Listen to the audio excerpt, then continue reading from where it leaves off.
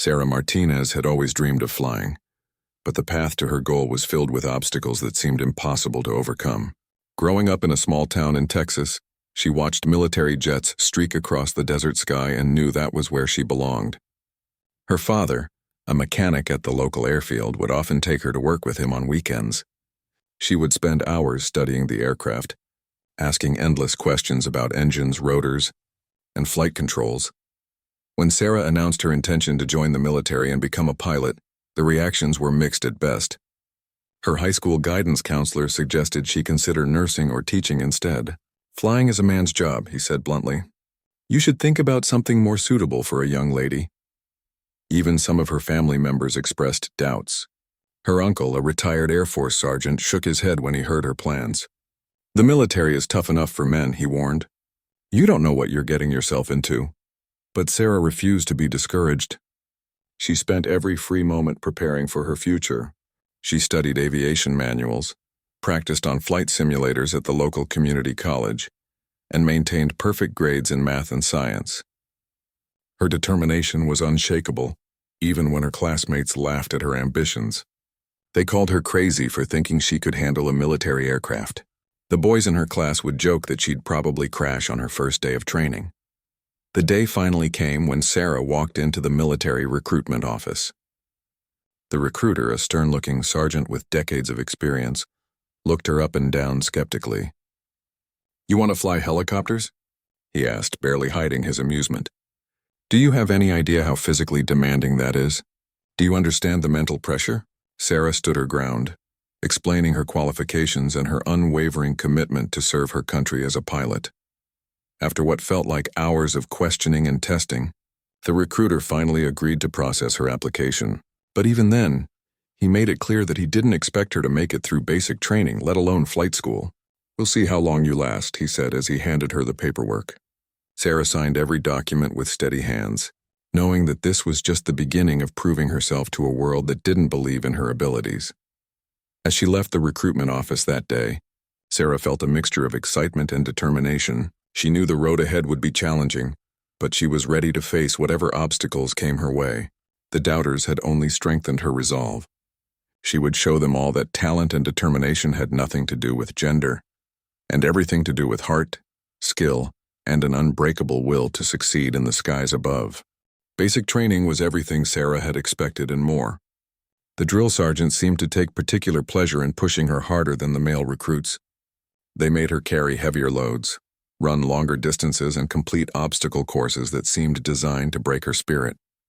Every morning began before dawn with grueling physical exercises, followed by weapons training, tactical instruction, and endless drills under the scorching sun. The other recruits watched her with a mixture of curiosity and skepticism. Some were supportive, impressed by her determination and work ethic. Others whispered among themselves, placing bets on how long she would last before washing out. "She's tough, I'll give her that," one recruit admitted to his bunkmate. "But wait until she gets to flight school. That's where the real pressure starts." Sarah's first major test came during the combat readiness evaluation. She had to navigate a complex obstacle course while carrying full gear, then demonstrate marksmanship skills under simulated combat conditions. As she approached the shooting range, her hands were steady despite the exhaustion from the previous challenges. The target seemed impossibly small at that distance, but her father's lessons at the shooting range back home paid off.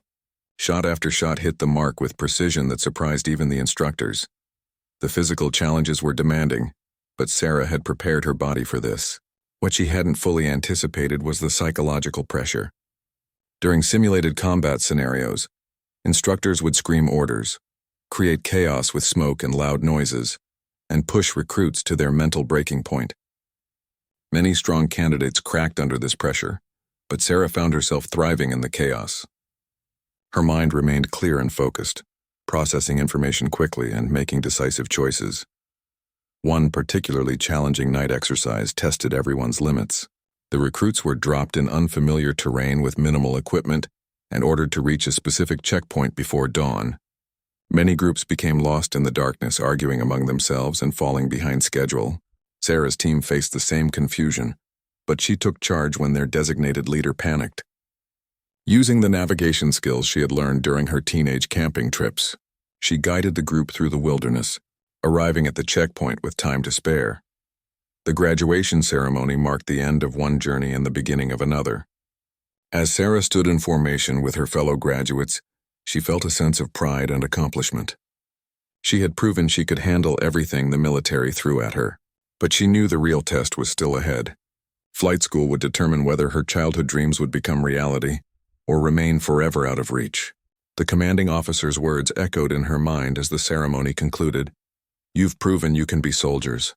Now we'll see who among you has what it takes to fly." Flight school brought new challenges and new doubts from those around Sarah.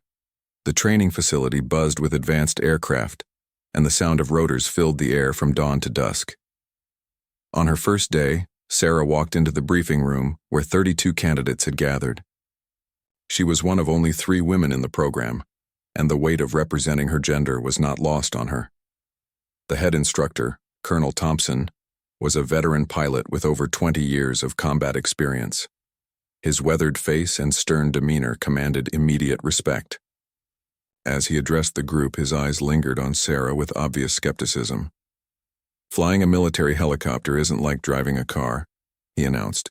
"It requires split-second decisions, physical strength, and mental toughness that not everyone possesses.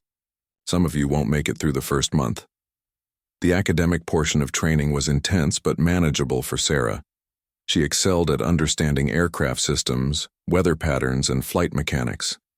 Her notebooks were filled with detailed diagrams and calculations that impressed even the most demanding instructors. However, the real test came when she first climbed into the cockpit of a training helicopter. The complexity of controls and instruments was overwhelming. Dozens of switches, gauges, and levers surrounded her, each serving a critical function in keeping the aircraft airborne. Her first instructor, Captain Rodriguez, was initially hesitant about training a female pilot. "This isn't personal," he explained as they prepared for her first flight. "I just want to make sure you understand what you're getting into.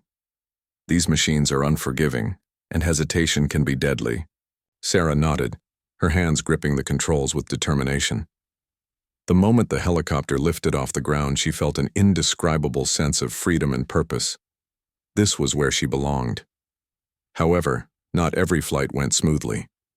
During a particularly challenging navigation exercise, Sarah became disoriented in heavy clouds and nearly lost control of the aircraft.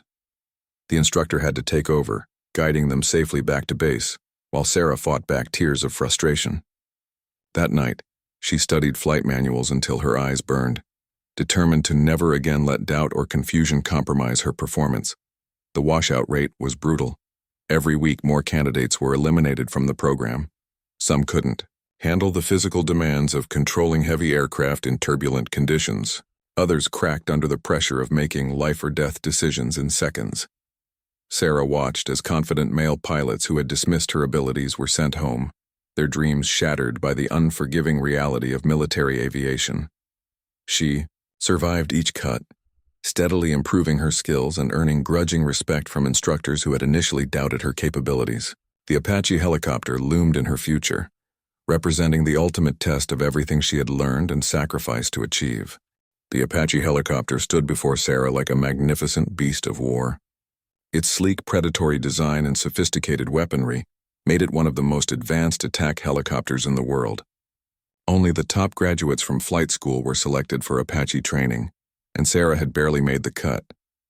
The selection board had debated her inclusion for hours, with several members arguing that she lacked the physical strength and combat instincts necessary for such a demanding aircraft. Colonel Mitchell, the Apache program director, made his position clear during the first briefing. "This is not a training exercise for beginners," he stated firmly. "The Apache requires pilots who can think like warriors, react like lightning, and fly like their lives depend on it every single second. I have serious reservations about whether certain candidates belong in this program." His gaze fixed on Sarah as he spoke, leaving no doubt about his concerns. The Apache cockpit was unlike anything Sarah had experienced before. The tandem seating arrangement placed the gunner in front and the pilot in the elevated rear position. The array of displays, targeting systems, and weapon controls was bewildering, even to experienced pilots. During her first familiarization flight, Sarah struggled to coordinate the complex systems while maintaining basic flight control. The helmet-mounted display system projected critical information directly into her field of vision, but the overwhelming amount of data initially proved more distracting than helpful. Training scenarios grew progressively more challenging. Sarah had to master precision flying while simultaneously operating advanced targeting systems and coordinating with ground forces. The physical demands were extraordinary, requiring her to maintain control of the aircraft during high-stress maneuvers that pushed both machine and pilot to their limits. Many training flights ended with Sarah's flight suit soaked in sweat, her hands cramped from gripping the controls, and her mind exhausted from processing countless variables simultaneously. The breaking point came during a particularly difficult combat simulation. Sarah was tasked with providing close air support to a simulated ground convoy under attack. The scenario required split-second timing, precise weapon targeting, and coordination with multiple radio frequencies. As she maneuvered the Apache into position, everything seemed to go wrong at once. The targeting system malfunctioned, radio communications became garbled, and simulated enemy fire forced her into evasive actions that threw off her carefully planned attack run. Colonel Mitchell's voice crackled through her headset with barely contained frustration. "Martinez, you're completely out of position. Your response time is unacceptable, and you're endangering the entire mission. Land immediately." As Sarah guided the Apache back to base, she could feel the weight of failure crushing down on her. That evening, she was called into the colonel's office for what she assumed would be her dismissal from the program. The doubters had been right all along, and she had finally reached her limit. The Apache had proven too much for her to handle, just as everyone had predicted from the beginning. Colonel Mitchell's office felt like a courtroom as Sarah stood at attention, expecting to receive her walking papers. The walls were lined with photographs of Apache helicopters in action and commendations from decades of service. The colonel studied her personnel file for what seemed like an eternity before finally speaking. "Martinez, your performance today was unacceptable," he began, his voice stern but not without sympathy. "However, I've been reviewing your scores from the past month." To Sarah's surprise, the colonel's expression softened slightly. "Your academic scores are the highest in the class. Your flight mechanics understanding is exceptional, and your dedication is undeniable. The problem isn't your ability, it's your confidence." He leaned back in his chair, studying her carefully. "You're flying like someone who's afraid of making mistakes instead of someone who trusts their training and instincts." That conversation became a turning point for Sarah. Instead of dismissing her from the program, Colonel Mitchell assigned her additional one-on-one training sessions with Master Sergeant Williams, a veteran Apache pilot with combat experience spanning 3 deployments. Williams had a reputation for being tough but fair, and he approached Sarah's training with a no-nonsense attitude that she appreciated. "Stop thinking so much," Williams advised during their first session together. "You know these systems better than half the men in your class. The Apache responds to confidence and decisive action. Hesitation gets people killed." Under his guidance, Sarah began to trust her instincts and let her extensive training take over. She learned to process information quickly without second-guessing every decision, and gradually, her performance began to improve dramatically. The transformation didn't happen overnight, but Sarah's progress became undeniable. Her flight scores steadily climbed, and her confidence in handling complex combat scenarios grew stronger with each training session. She began to anticipate problems before they occurred, and developed an intuitive understanding of the Apache's capabilities and limitations. Other trainees started seeking her advice on technical matters, recognizing her deep understanding of the aircraft's systems. The final examination approached rapidly, and Sarah knew this would be her last chance to prove herself worthy of flying the Apache in actual combat situations. The test would combine everything she had learned: precision flying, weapon systems operation, tactical decision-making, and the ability to perform under extreme pressure. As she prepared for the examination, Sarah reflected on the long journey that had brought her to this moment. All the doubts, challenges, and setbacks had led to this crucial test that would determine whether she would achieve her dream or be forced to accept a different path in her military career. The final examination day arrived with perfect weather conditions and maximum pressure. Sarah's test would be observed by a panel of senior officers, including several who had initially opposed her inclusion in the Apache program. The scenario was designed to test every skill she had developed, a complex combat mission involving multiple targets, civilian evacuation support, and coordination with ground forces in a simulated hostile environment. As Sarah performed her pre-flight inspection, her hands moved with practiced confidence over every control and system. The Apache hummed to life beneath her touch, and she felt a deep connection with the machine that had once seemed impossibly complex. Colonel Mitchell's voice came through her headset with the mission briefing, outlining objectives that would have overwhelmed her just months earlier. The examination began with a challenging navigation exercise through simulated enemy territory. Sarah flew the Apache with precision and grace, maintaining perfect formation with her wingman while avoiding simulated threats.